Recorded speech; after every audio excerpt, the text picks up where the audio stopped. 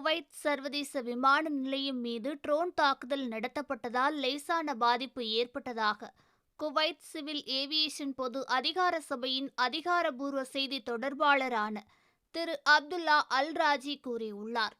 Kuwait சர்வதேச விமான நிலையத்தை இலக்காக கொண்டு ட்ரோன் தாக்குதல் நடத்தப்பட்டிருப்பதாக அதிகாரிகள் தெரிவித்துள்ளார்கள்.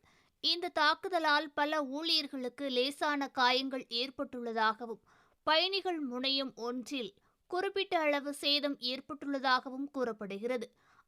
அங்கீகரிக்கப்பட்ட அவசரகால நடைமுறைகள் உடனடியாக செயல்படுத்தப்பட்டு தளம் பாதுகாக்கப்பட்டுள்ளது. உயர்தர பாதுகாப்பு தரங்களின்படி சேதங்களை சரிசெய்தல் மற்றும் விமான செயல்பாடுகளை மறுசீரமைக்கும் பணிகள் தற்போது நடைபெற்று வருகிறது.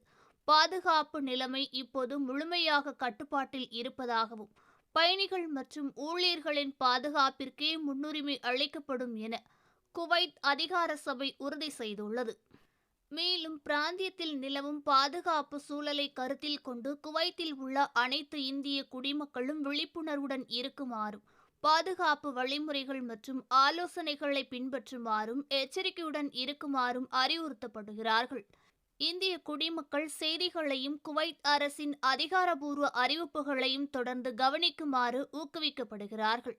இந்திய தூதரகம் வழக்கம்போல் தொடர்ந்து இயங்கிக் கொண்டு வருவதாகவும் மேலதிகார அறிவிப்புகளுக்கு தொடர்ந்து கவனிக்க வேண்டும் என குவைத் இந்திய தூதரகம் கூறியுள்ளது.